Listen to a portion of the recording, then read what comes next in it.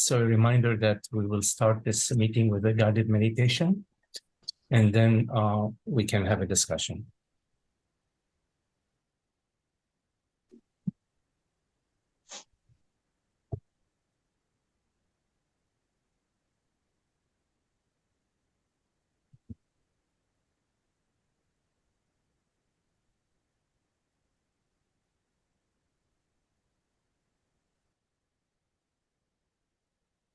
So sit comfortably and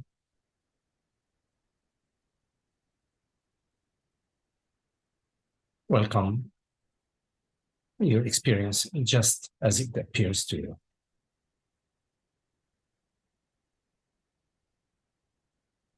Invite yourself to relax the body, sort of to sink into presence.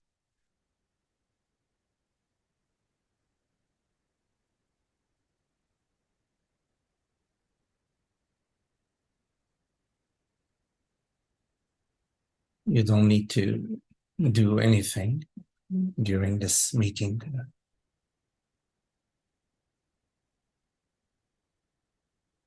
Simply be.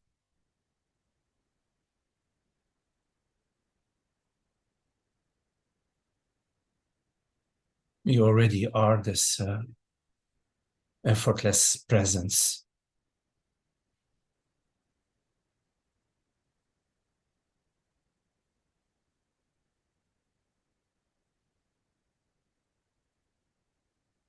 It is this presence which is hearing these words effortlessly.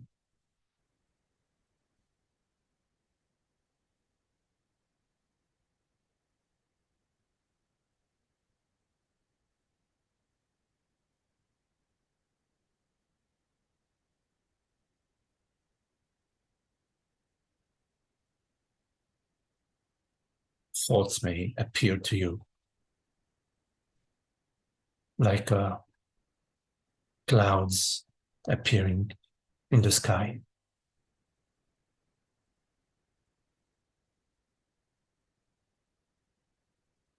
Hearing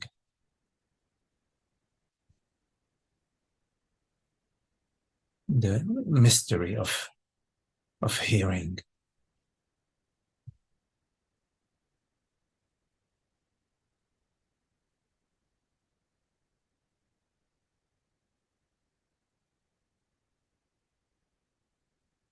The breath.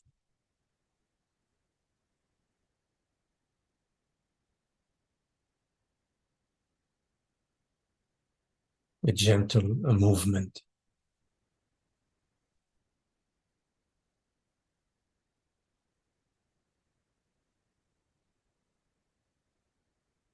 The heartbeat.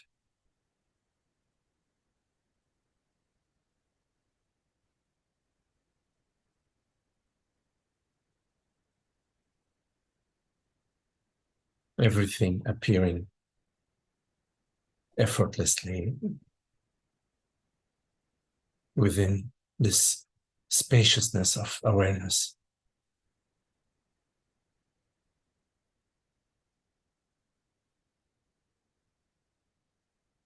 There is no one doing anything.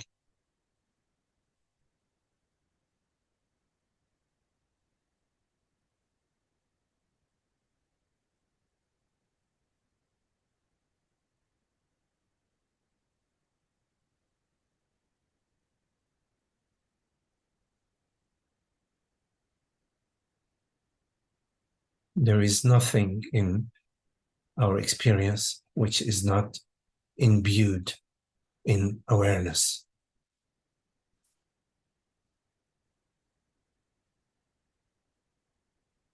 Every thought, every sensation, every perception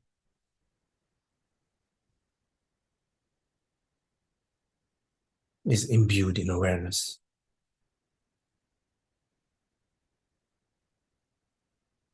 Without anybody doing anything. In fact, there is no personal self anywhere to to do anything in this moment of presence.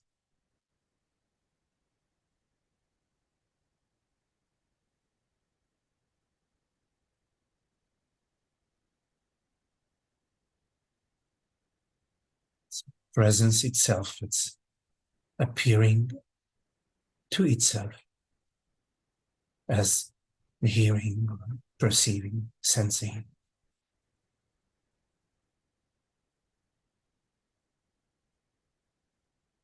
Because presence and awareness are one, they're not two.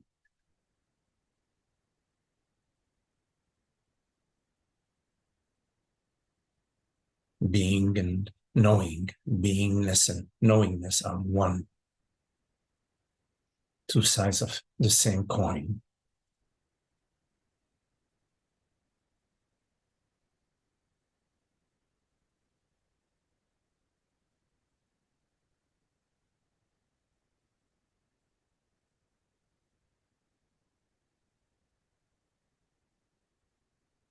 I am, and I know that I am.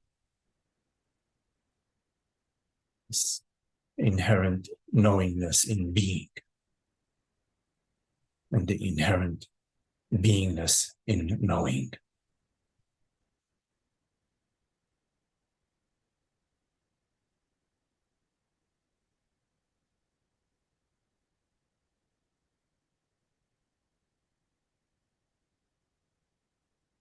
You may imagine yourself to be somebody, a man, a woman, mother, father, son, daughter.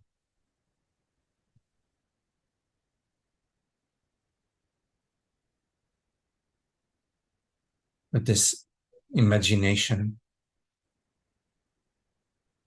doesn't have the power to define you.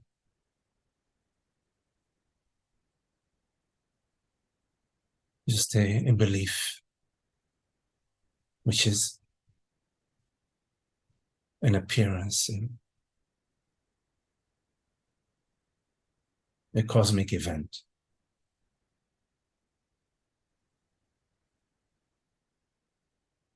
Nothing which appears to you defines you.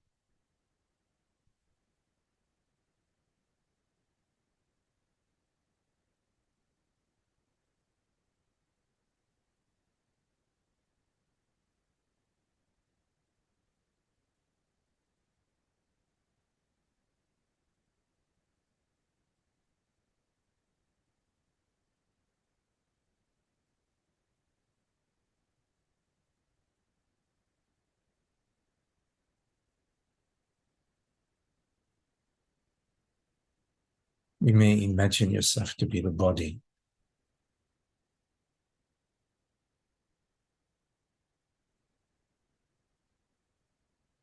Physical form.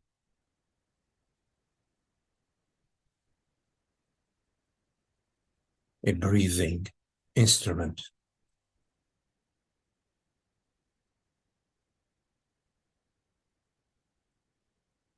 The human computer. Mechanical form.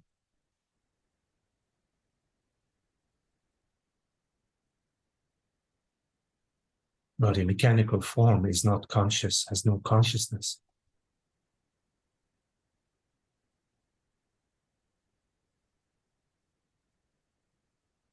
You may imagine yourself to be flesh and bones, to be somebody existing in time and space.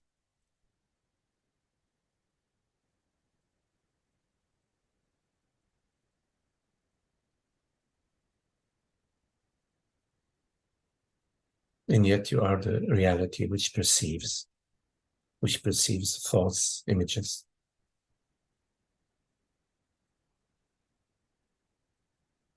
Sensations.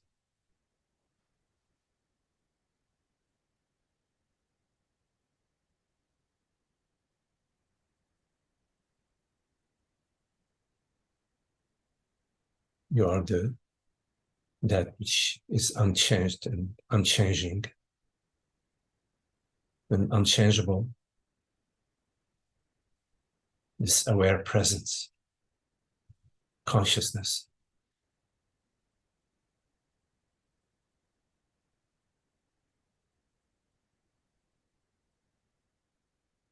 The reality of being, the reality of the worlds, universes, the reality of minds, the reality of perceptions and sensations.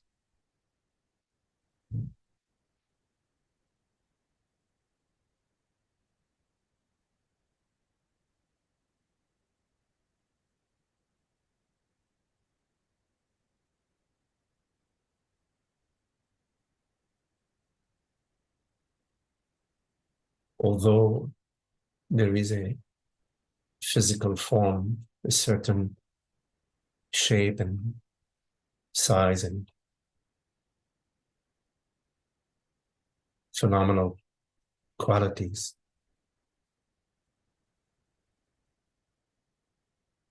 your true body is the body of your true self.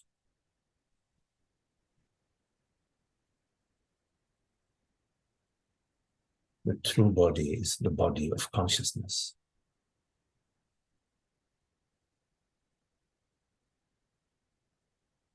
which is non-phenomenal, which is non-material.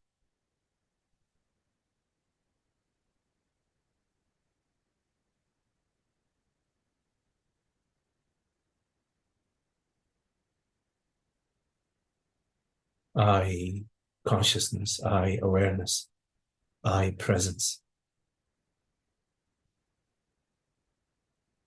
I'm not an object, a phenomenal form. I am the noumenal reality, the reality of being, the one reality.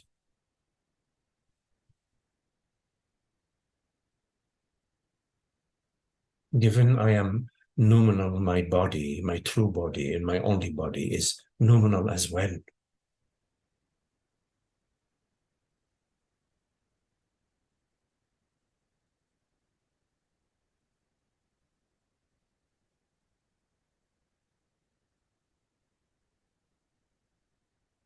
Nothing excluded.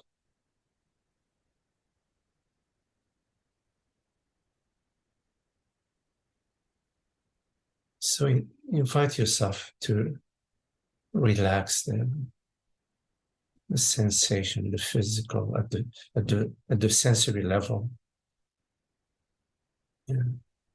Your sense of bodiness, your sense of me-ness.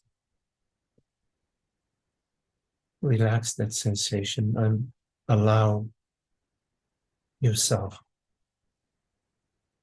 your true self, to be the body which you truly are.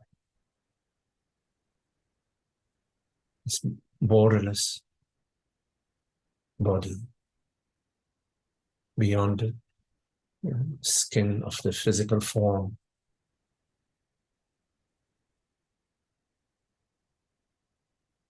Beyond the imaginary boundaries that you have imposed upon yourself.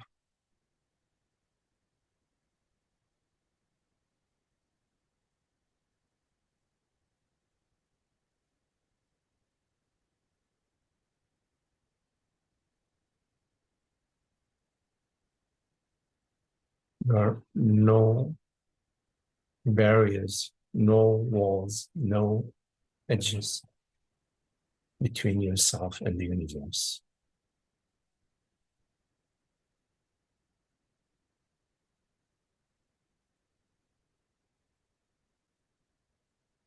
Everything that appears to you appears as consciousness.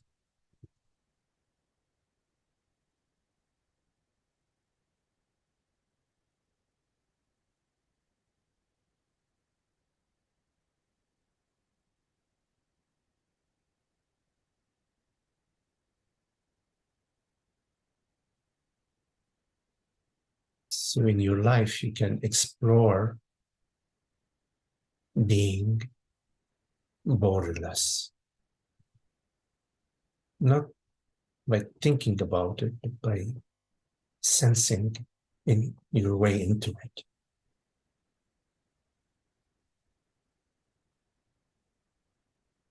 Boundaryless. You and the other, you and the world are not two. To explore that at the feeling level, at the sensory level, experientially.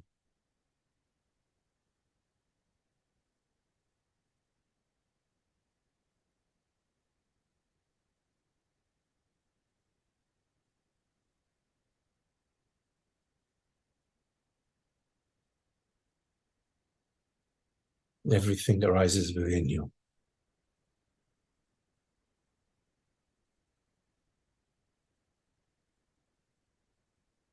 Within your consciousness, the one reality.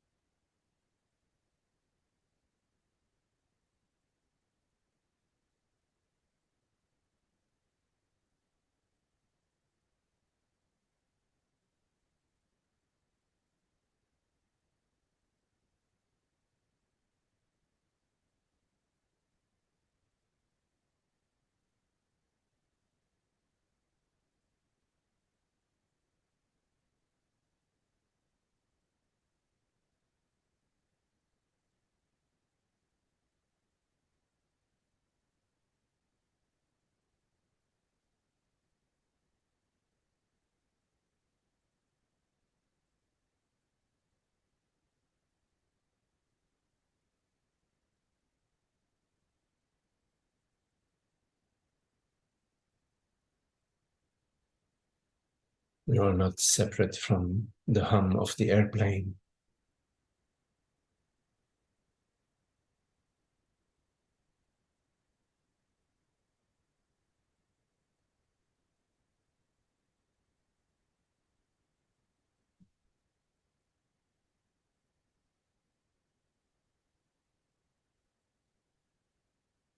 From the sound of children playing in the yard.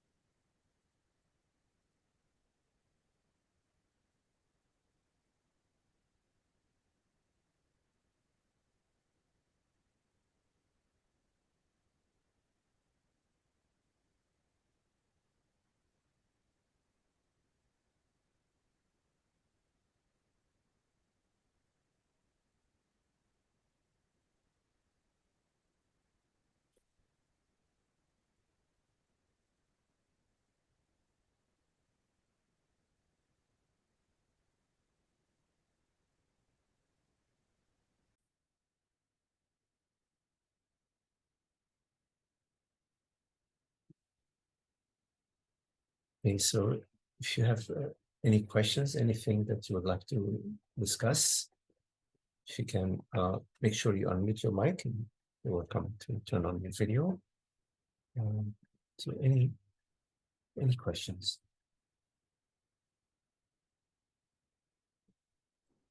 Yeah, Magdi, it's Frank. Yes, hello, Frank. Hey, I'm driving. I don't want to really be on camera right now. So, question. I just wanted to know what you think about these two. This one. I don't even know how to ask the question. Let me just ask it the best way I can. So there are two ideas running in my mind, running through my mind. One is, and I guess I want to know how I can go about reconciling these two ideas, these two trains of thought. One is everything is everything is possible with God. Oh, with God, everything is possible. And the other one being accept your reality as it is. Can you talk about that? Do you have any thoughts about that at all? Mhm.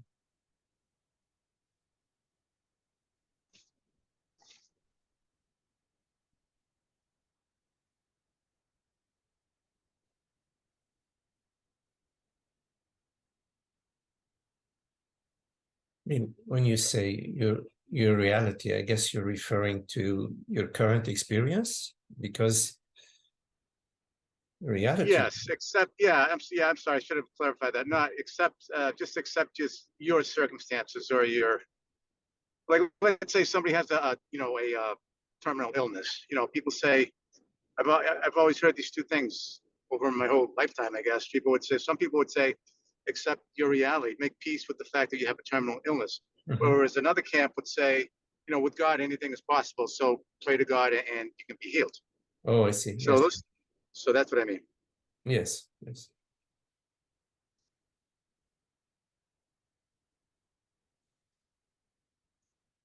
Well, when we look at God and say, okay, with God, everything is possible, he's going to heal me. He's going to heal my ailment. The ailment, in the case of an ailment, doesn't belong to you. It's an ailment of the body. It's not your ailment. It is the ailment of the body. Like if your car has a dent in it, somebody sort of accidentally hits your car and there is an ailment in your car, it is not an ailment that you are having, right? It's an ailment that's happening to the car. It's some event happened to the car. So an ailment, what sort of ailment is a personal ailment, in other words, an ailment that's happening to me, if I am this formless aware presence, right? There can be a problem with the plumbing in the house, that the problem is with the plumbing, okay? It's not with you. You are simply the manager of the house or the manager of the car or the manager of the body. And you have the faculties of making decisions about how to fix the car or how to fix the plumbing or how to heal the body, which doctor to go to, or which ailment, which remedies.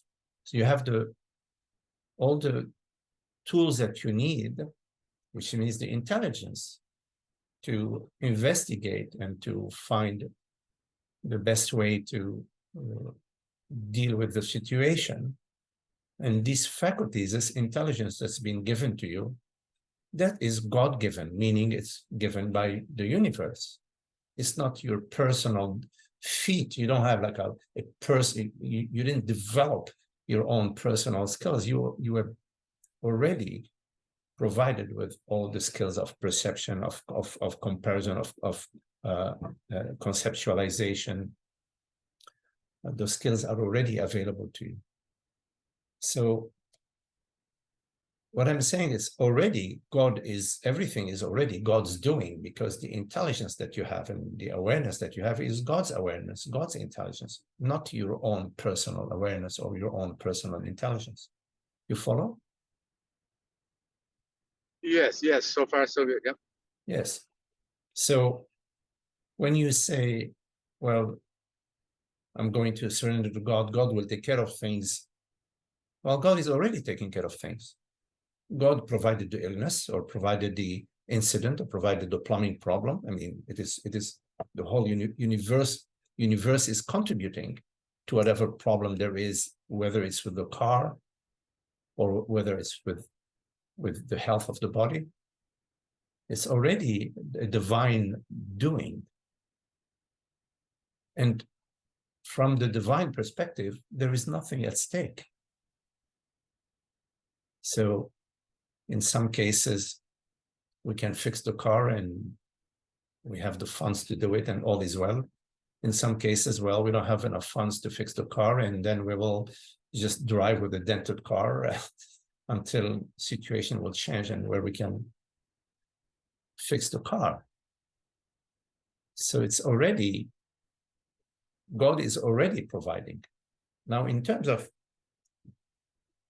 the point of view, the position that says just surrender or accept your situation or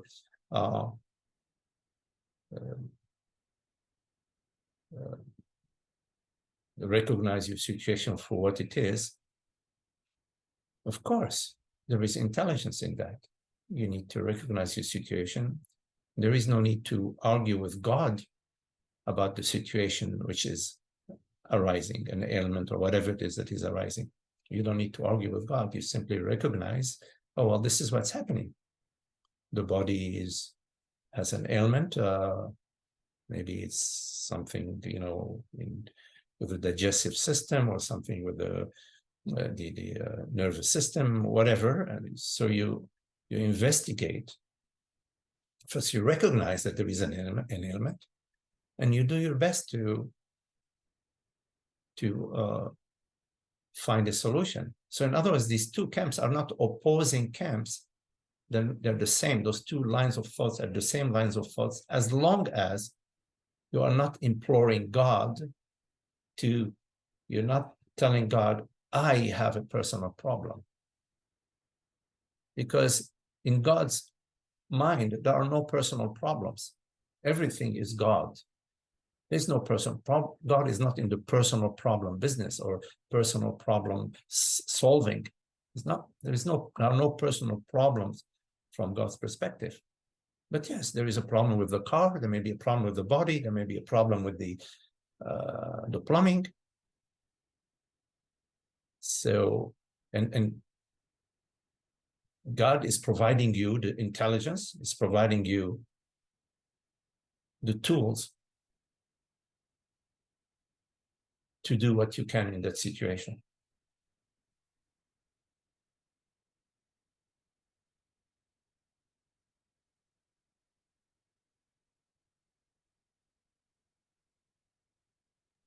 So I guess, yeah, I think, Magdi, I think I've been thinking, I think when you say even the word God, like, I hardly ever use the word God anymore, but I guess I'm looking at it from a body-mind perspective. I'm using the word God because you used it, but by God, No, I know.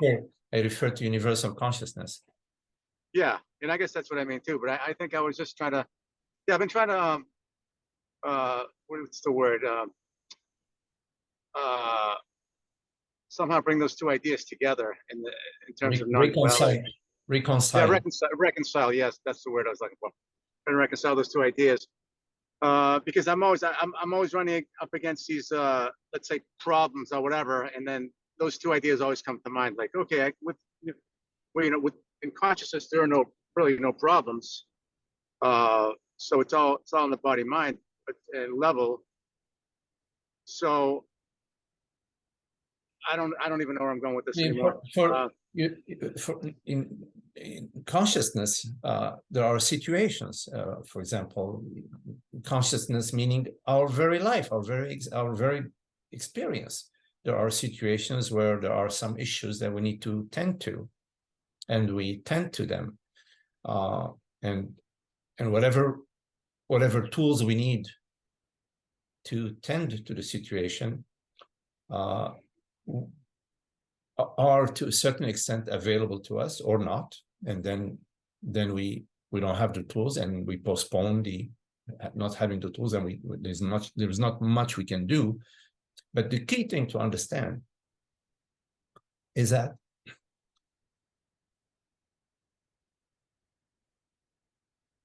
the perceiving a situation as being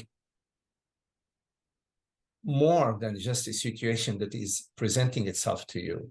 In other words, perceiving the situation as a situation that's happening to you. If you perceive it as happening to you, then the question is, what is this you? What is this you that you're imagining yourself to be, to whom a certain situation, a certain difficulty is arising? What are you assuming yourself to be? I just got that. Yeah, I just got that. Yeah, okay. Are you assuming yourself to be the body? Are you assuming? Yeah. I mean, of course, there is a body, and we take care of the body. We take care of the body. We feed the body. We dress the body. We rest the body. But are you assuming yourself to be the body? That's a different question. Okay, yeah, I get that. So when somebody says something like that, like, okay, with God, anything's possible. Let's say somebody's having a problem on the body-mind level, of course, and and then that idea that God can help you with any problem and It's fix true. the problem. That's really coming from a place of imagining that there's somebody there separate from God, right? Well, From yes and no. I mean, yes, and no. I mean, God will help, will take care of me. Well, what does this mean? But but it's true that God takes care of everything because God is everything, meaning universal consciousness is everything. It's only reality. So in a way, it's true, but it's not true when you're assuming that there is a personal separate reality, which is me. So when somebody says, well, God will take care of things, say, yeah, you're right. Yeah, God is taking care of it. Who else will take care of things? I mean, your own mind, meaning your own thoughts, where do they come from? They're not your own. You're not like creating your thoughts. These thoughts appear to you. And the actions that you undertake as a result of your thoughts, they're also appearing to you as a result of the thoughts that are appearing to you. So yes, God will and is. Why say will? God is taking care of things. God is taking care of things. But sometimes when we say God will take care of things, we are saying, oh, things are not good for me right now. So things are not good for me right now. Yes, things may not be good for the body. The body may be ailing. But are you ailing? If the answer is yes, I am ailing, that means you're the body. Yeah. What evidence do you have that you, consciousness, is limited to the body or is a body? You follow? Yes, totally. I'm following you. Yeah. Yeah, I keep falling into that trap. But yes. Along these same lines, I've got a follow-up question for you, if I could. Yes, sure. So, because we've talked about this quite a few times on this with you on these satsangs, the idea that the body mind does not need to be perfected in order to be who we really. We don't have to perfect the body mind itself to be who we are. So, but sometimes I wonder, like the other day, I noticed I was getting I don't do drugs or alcohol or anything, but I was getting like addicted to Red Bull, this energy drink. And I thought, gee, this is like, I'm getting a high from this stuff. And I thought, gee, I got to give this up because I'm not going to ever get to know who I really am. I'm never ever going to get to a place where I feel like I'm at home in my true self if I keep doing this. And I gave it up, not so much. Then I realized, well, I am who I am, regardless of whether I'm drinking Red Bull or not. But it seems like it was something that was kind of getting in the way because all of a sudden I was thinking about drinking Red Bull all day long. Yes. So I thought, this is not something I really want to get in. I don't want to have addictions in any way, shape, or form. Yes. But is that me trying to fix the body mind, or is that just a natural impulse that's coming from consciousness to give up these things that are going to get in the way of me really knowing consciousness? Well, I think it's intelligent when you notice that there is a certain addiction at the body level to take a look at that, because addictions are not an expression of your freedom. An addiction goes contrary to your freedom to choose and to say yes and to say no. So I think it's intelligent to take a look at addiction, physical addiction, and to take steps to that end, to the end of being free from addictions. Now, plus, sometimes we rely on some stimulation, we feel that the body needs to be stimulated in order to, I don't know, I guess in order to perform better, in fact, when the body mind is at peace, is tranquil internally, it's not agitated by some sense of lack or fear or negative emotion, well, there is presence is fully on, available to us to perceive and to make a decision, based upon the situation that's presenting itself. In fact, stimulants may be more an impediment, because it's a sort of an agitation. Of course, there are degrees. Sometimes it's nice to have a glass of wine and feel a buzz, and it depends on the situation. But if we get an addiction to any stimulant, I think it's intelligent to take a look at that and see what we can do. And it has nothing to do with our true nature. It has to do with, well, maybe it does have to do with, it has to do with our innate freedom, our the inner peace, I mean, yeah. The other thing too, Maggie, I was thinking too. Sorry to cut you off. I thought, gee, I think what it is I'm becoming more and more. I'm less tolerant of like quick hits. Like a quick shot of happiness, so to speak. I want the one that doesn't go away. So I think yes, I feel like this is something that just like it's giving me this like a carrot stick. Oh, you can get high in an hour. You can drink a Red Bull and get high in an hour. yeah, And I go, no, I want something that doesn't go away. So I think that's part of it too. What do you think? yes, yes. For the longest time, when I was, in my 20s, 30s, 40s, 50s, I was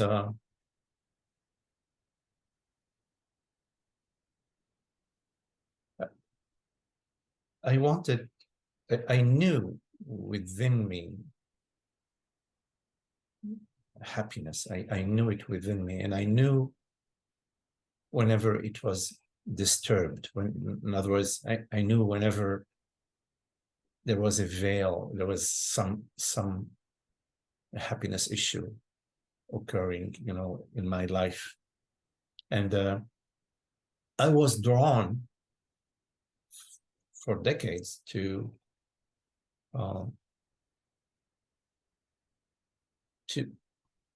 happiness, to a happiness that doesn't that is undisturbed. And my life, I was always involved in family and kids and work and all sorts of situations. So it was an engaged life with lots of challenges in having my own businesses and yes, I wasn't interested in sensations and certain mind states. I was interested in the unshakable happiness, in that, and so there was an internal radar within me that would detect, the grains of sand. Sometimes they were not grains of sand. Sometimes they were rocks. In my shoe. I had this inner radar that would detect the grain of sand, let's say, that was in my shoe, and I couldn't live with it. So I just continued to investigate and to look and to wonder and to explore what's the issue, what's in the way. Yeah, so I think that your interest in a lasting happiness, in the true happiness, because happiness isn't in time, it's eternal, rather than in a shot of happiness, as you said. I think it's a very good thing, because that's a guide. That's the correct compass. The correct is the compass is set in the right direction. Yes, yes. Thank you, Magdi. Yeah, I really feel like it is too. I feel like it is too. I really do. Yes, Yep. you know it Great. in the depth of your being. Yeah. You don't need to check with that. Within yourself what's Yes. true. So that's Yeah. It feels really true, and I realize it's not like, because I was starting to be afraid of, what if I fall and I buy because it's all over everywhere I go. I see Red Bull, and I go, what if I stop? What if I fall and I grab one? I go, well, the idea is that I don't even want it. Yes. I'm getting to a point I don't even want it. So why would I pick it up if I don't even want it anymore? I don't want that kind of short hit of happiness. I want sustainable happiness that doesn't come Yes. from chemicals or whatever else that Yes. doesn't last more than 5 minutes. You Anyway, know, so thanks, Max. Yeah, go ahead. with addictions, the more we give in, and then the more we give in. You know what I mean? Yes. It's sort of it grows. So, and whenever you don't give in, the more you don't give in. So it works that way. Yeah. It's Yes. Yeah. Yeah. But I just see like this greater pull now to not even like be tempted that much, because I just want something that just is steady within me. It's not going to be, because I see myself just taking that sip and going, feeling really, really great, because it does give you a sense of euphoria. I don't know if you've ever drank, had a energy drink. It gives me a sense of euphoria, but then there's a letdown with any addiction. There's always an up and a down. And I go, I don't want this anymore. I want this. I want a steady, like you said, the lasting happiness that doesn't go away. Right, because anyways, in our seeking of pleasures, what we are truly seeking is behind the pleasure is the happiness. We're really seeking happiness, not so much the pleasure. We believe that the pleasure is the path towards happiness, but in fact, the pleasure is it brings us to which is a desire. I mean, it's a desire for a certain experience, a desire for an experience. When the experience is delivered, we do experience a moment of happiness. But this happiness, as we mentioned before, is simply because in that moment it is the extinction of the desire. So the happiness is the desirelessness is happiness. The desire actually leads us to its extinction, to the extinction of the desire, which is a teeny tiny glimpse of happiness, because next desire arises again. We need the next one. Right. And it's also the chemical, the sensation in the body. So you also you have that when you reach that desire, you get what you want, and that desire is gone. So you have that happiness, but then the body also has its own, right? The chemical high, that sensation. I don't know how that plays in with the desireless state, but they seem to be correlated or connected somehow. But anyway, I understand. I know. I hear what you're saying. It's good to be able to, roll this off with you, and however you say that. I think the chemical high is an after effect. It's not, either it is that which you are seeking, is that chemical high, and so therefore when you reach that chemical high, then your desire for that chemical high is now fulfilled. So either you are seeking that chemical high, and therefore upon the attainment of this chemical high, you are actually in the desireless state for a moment, or the other possibility is that the chemical high, or that high is it's just an after effect of whatever it was that you're seeking in the Red Bull, whatever that is. Anyways, it's I always appreciate that. the end game of desire is always the desireless state, the desirelessness. Yeah. Until that desire is fulfilled, the desire is still on, right? It remains on until it's fulfilled. It has to go to its end. So the desire is always seeking its end. You follow? I follow, yeah. And what's the end of a desire? The end of desire is where you started with, which is before the desire, you are desireless. You Yeah. follow what I mean? You just did a loop for I nothing, do. really. Yeah, Huh? I get a complete circle. It's a complete circle, like a complete, Yeah. complete loop. Yep. I know, it's wild. Right, right. Damn. It is. Yeah. All right, Maggie, thanks so Oh, much. Appreciate okay. it. All right. Okay, Yeah. I'll mute. Thank you. Okay.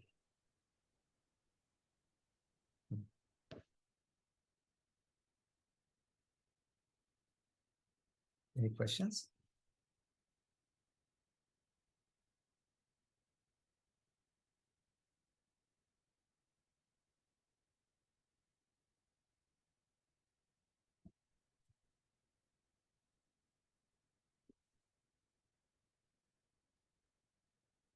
Hello, Magdi. John. Hello, John. Hi. Let's see. I just wanted to share this experience I had of somebody I know. It was my former wife's brother's son. Anyway, I've always stayed in contact with that family to some degree, and yearly, and more than once a year. And anyway, she had texted me and said something happened to so and so, and uh, and she said not good or something like that, or bad news. And I kind of suspected what it was because she had shared with me that this person had been very depressed. They entered the hospital, but they had come out. And I saw them since they entered the hospital, after they entered the hospital and everything. They seemed to be okay. Um, but anyway, I just sort of assumed, suicide. And well, and when I did call her, and she did say he was dead, and I just like it just came out of my mouth and said, "No, no." He was like 38 years old, very young, and you know, and, and I just didn't want depression to do that. There's obviously I didn't want something, and obviously, and I'm not saying that's bad or good. I'm just saying the bigger thing is that I recognized I heard myself saying it as I was saying it, and I allowed that to be. I mean, I'm not going to sit there and say, "Well, I can't say that because it doesn't really matter," and everything is.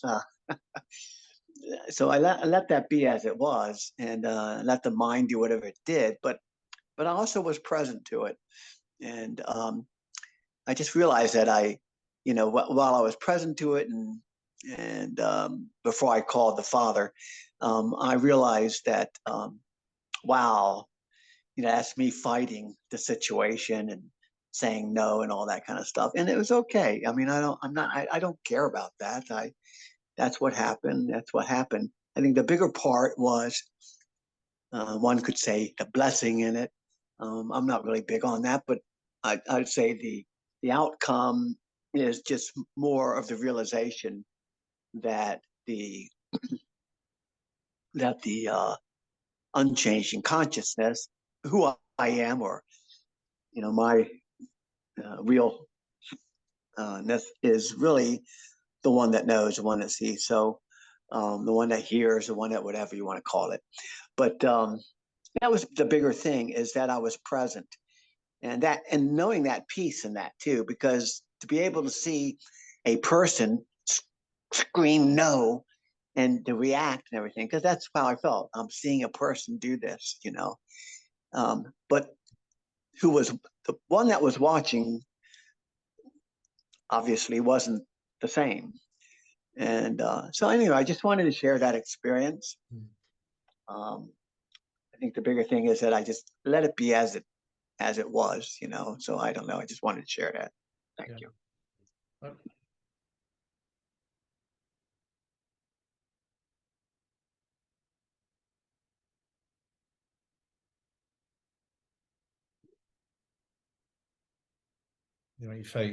If I heard you and understood, correctly,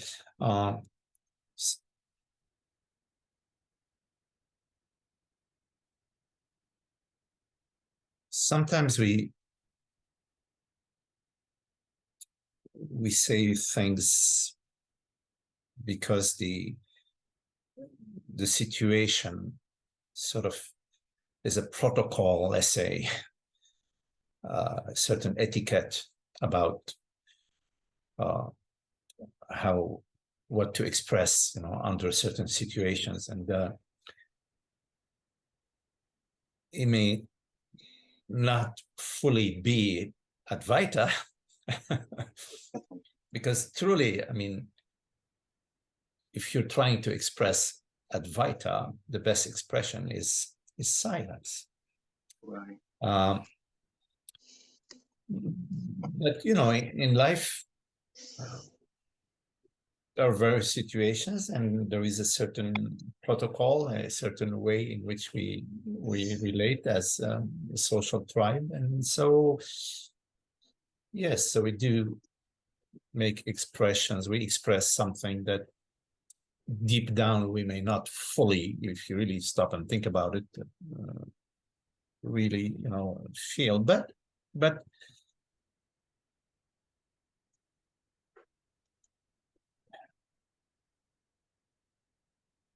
it's important not to overdo it. and also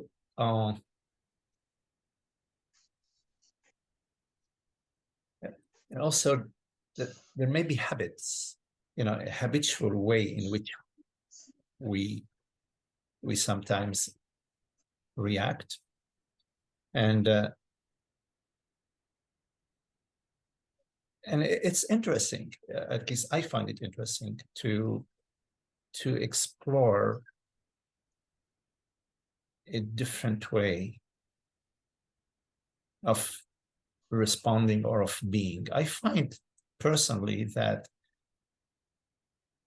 being silent, which is not like doing an effort, I'm gonna just shut my mouth. No, it's just it's just the silence of presence, to sort of bring presence on board. And actually, it's a great thing to bring presence on board 24/7. I mean, yeah, because presence is truth. It's not personal. It's nominal. And presence is peace, and presence is love. Because in presence, there isn't my presence to you. No, it's just presence. Everything is presence.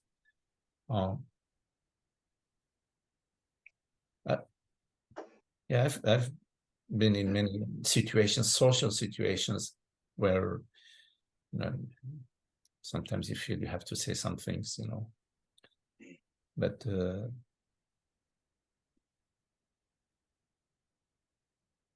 mostly I hang out with the people that I don't have to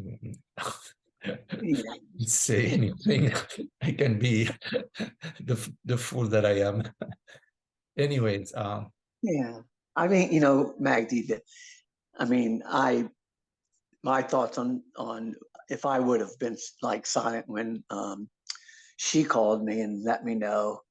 I just feel in most cases they would have felt like, don't you have anything to say? I mean, it doesn't make sense. It would be more callous. It would feel more callous. It would. Oh, no, there is a silence which is. Yeah, I know that. I understand that, but at the same time, okay, out of love, also you say something.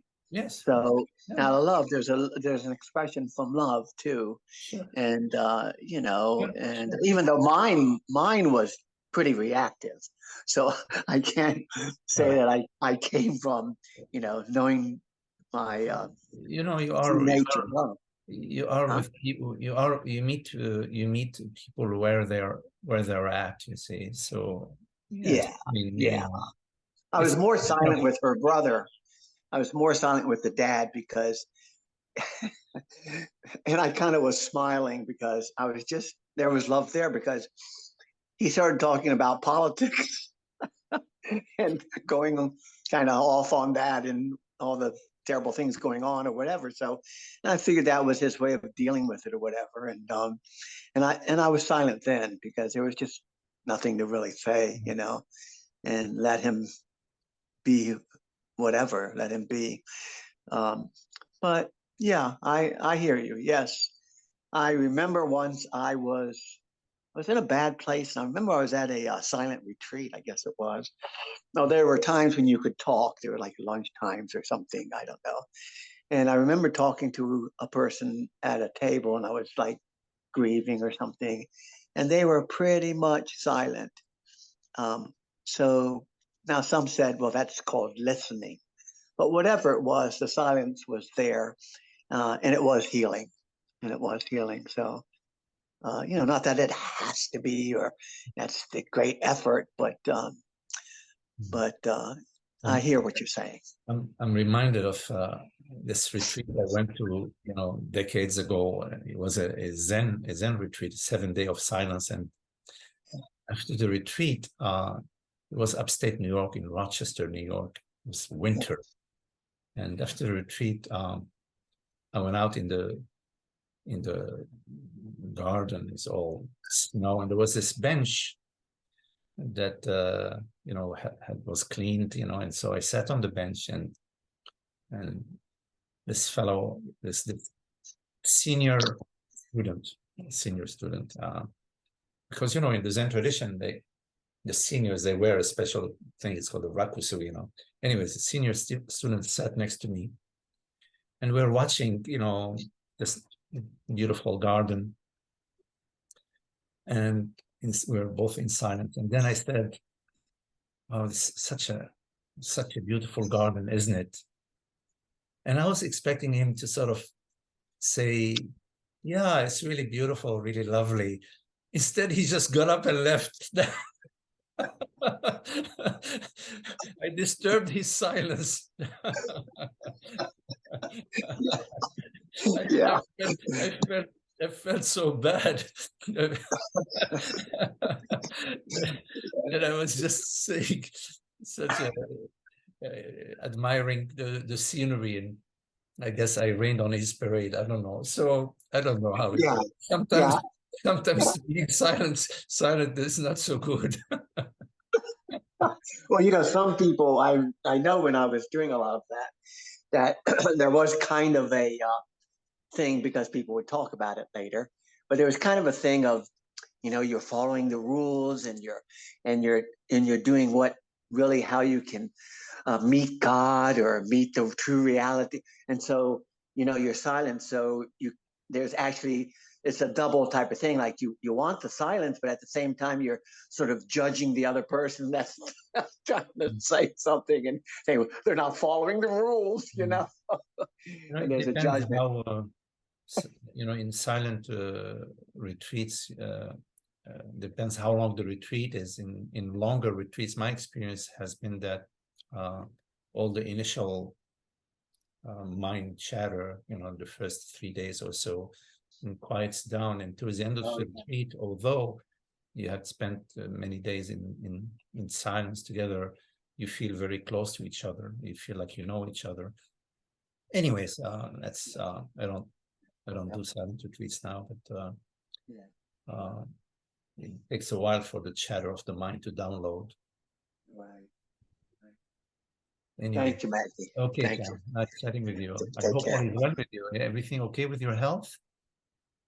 Yeah, I'm doing okay. They've with the I think I told you last time they've said they don't see any fluid, so they're at this point they're not doing anything. So Okay. yeah, that's it is what it is. Okay. I don't see that well with even with the glasses. It's hard to read and it's hard to see certain things, but I've got eyesight, so Okay. whatever. Well, I wish you the best, John. Okay. All right. Okay.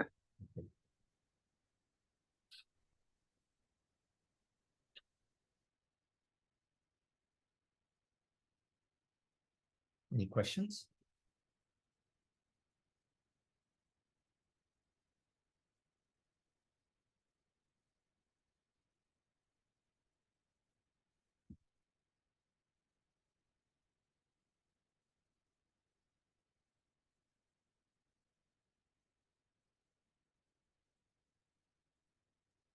Hi, Magdi. Yes, hola, Fernando. How are you, Fernando? Good. Maybe this is not a question, maybe it's just a comment. Fernando, your volume is a little low. I don't hear you good enough. Maybe you can try again now, maybe? What about now? Yes, good, good. Better? Yes. Okay. Yes. This is not a question, maybe this is just a comment. I wanted to remark something that resonated with me during the meditation that you guided it when you said, do nothing, just be effortlessly and relax. And this is something I want to remark because most of the time during the day, I'm doing a lot of things with effort. Just in the morning when I sit for meditation, I'm quiet and just being, but the rest of the day I engage in a lot of activities, even though some of them are enjoyable, but most of them I'm not feeling sometimes that I doing them effortlessly, and that's something that I would like to achieve and develop that attitude of effortlessly. That was my thank you for reminding me all the time that doing things effortlessly. Okay, Fernando, the meditation is just it's an exercise. Okay, it's not.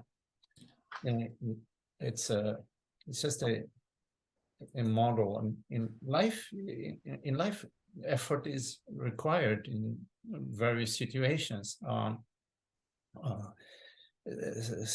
Sometimes we need to do things that we don't enjoy so much, like I don't know, we may need to go buy the groceries, we may not, it's not, so we may need to mow the grass or shovel the snow, whatever, and so not in life there is effort, in certain various situations. The main thing, the key thing, I mean, in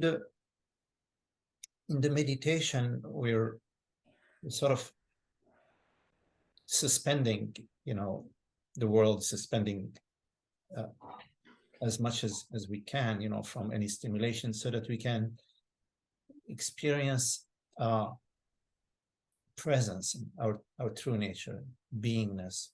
But that's just an experiment, because that's being, the experience of being in stillness. But then there is the experience of being in activity. Now, in the meditation, we come to the understanding that everything is effortless, and there is nothing. There is nobody who is being subjected to anything. There is nothing at stake for anybody. So then, when we in life, there is activity. It's presence, but it's a presence in activity. But there is within the activity, there is the intelligence that's available to make decisions. We should do this, and we should do that, and there is the body is also active. Is activated by this intelligence, and so there is activity. But there is nobody behind the scene that we need to defend or protect. It is just the show, the play of consciousness. That same presence, which was just being still, now is active. The efforting, there is the effort that is just a natural effort of the body, or the body mind is engaging. But there is a different type of effort where we feel that there is somebody, there is a personal somebody that is doing the effort, and that this somebody who's doing the effort better succeed or do the correct effort, or should do more effort. Is that imaginary me that is supposedly the doer of the effort that is the issue.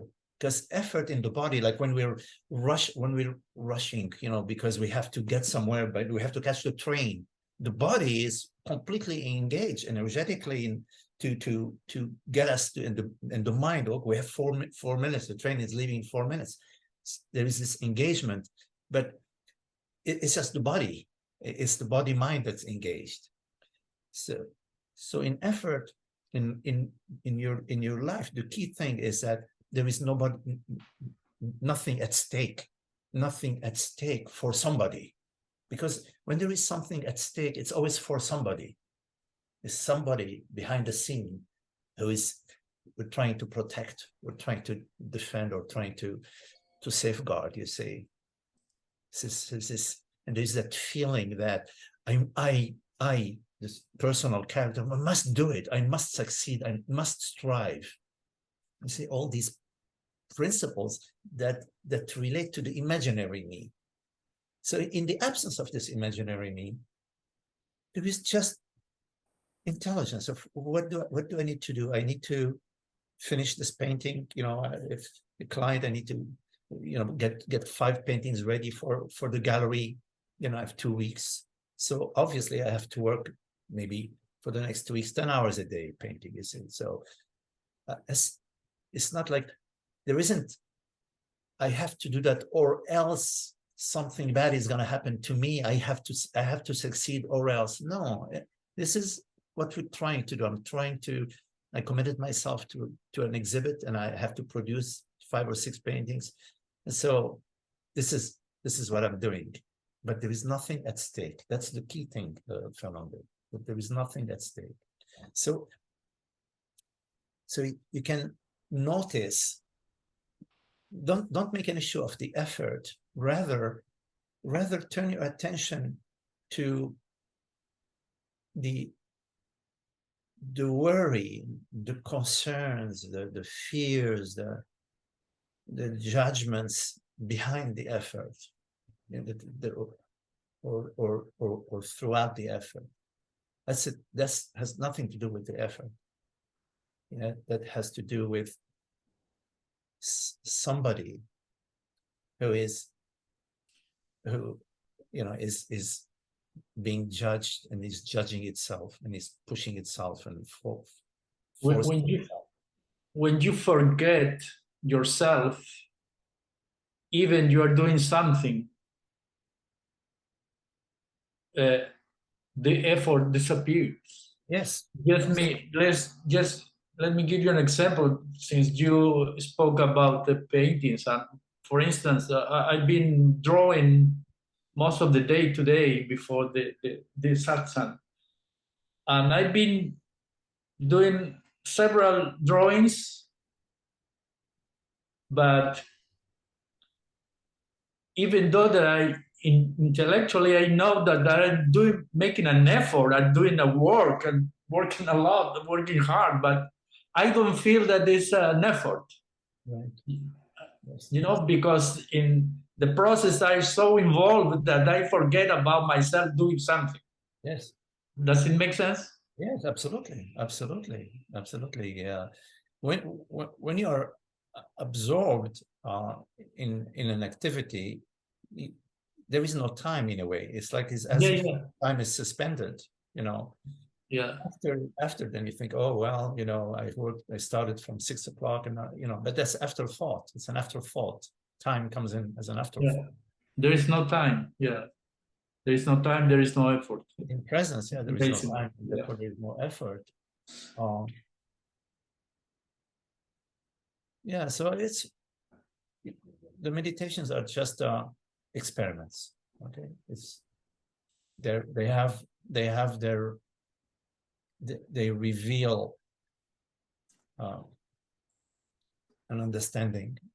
They reveal an experience that goes beyond the meditation, goes beyond the exercise. But our life is not just an exercise or an exercise. Our life is, at some point, in a way, everything is meditation, because in fact everything is this universal consciousness. This universal consciousness,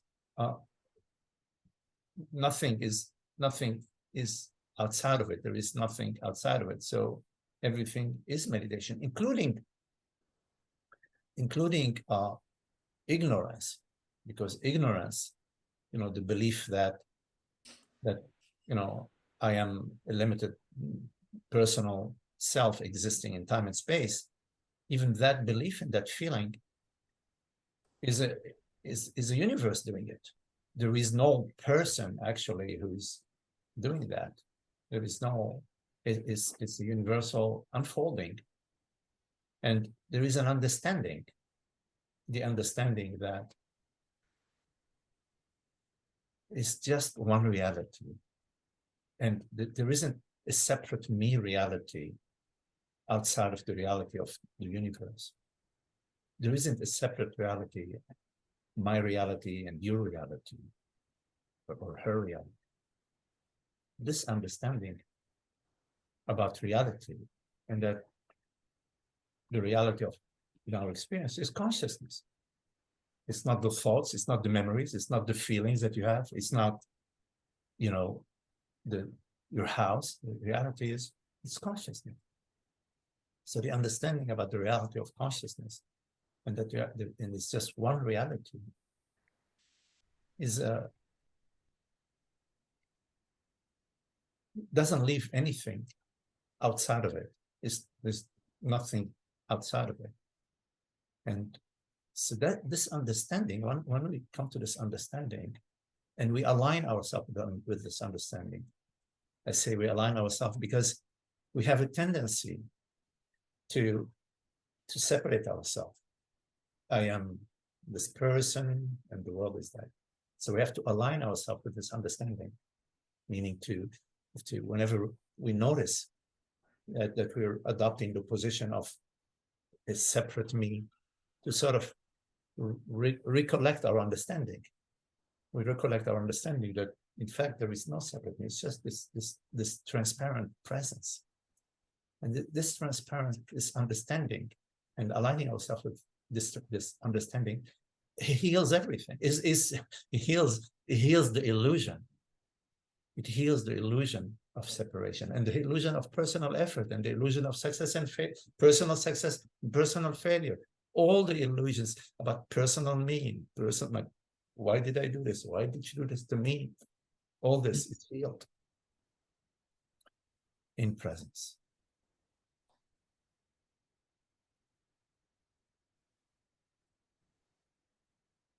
Which is transparent. It's complete transparent. It's a transparent presence. It's an invisible reality. Is invisible to the senses. It's not. It's the reality which perceives. It's completely nominal. It's not non-phenomenal. It's not made out of argon or atoms and molecules. It's not made out of anything. It has no thingness to it.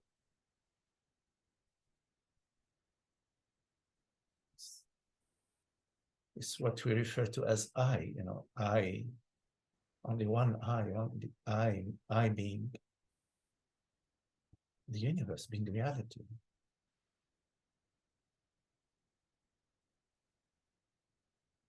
Thank you, Magdi. It's nice to see you.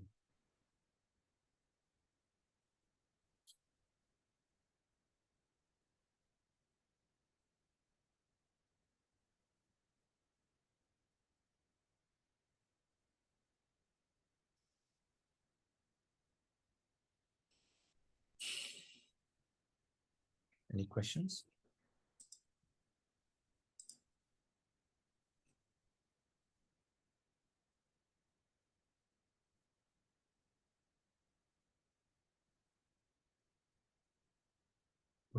Well, thank you all.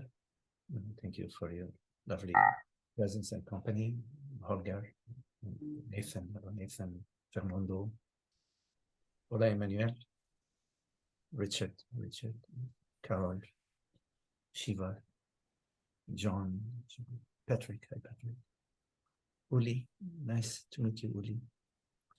Hi Malcolm, hey Frank, Rochelle, Holly, hello Holly, and my sweetheart Tara. Thank you all. Lovely to be with you. Thank you, Magdi. Thank you, Magdi. Thank you, Thank you, Magdi. Thank you, Magdi. Thank you, everyone. Thank you. Welcome.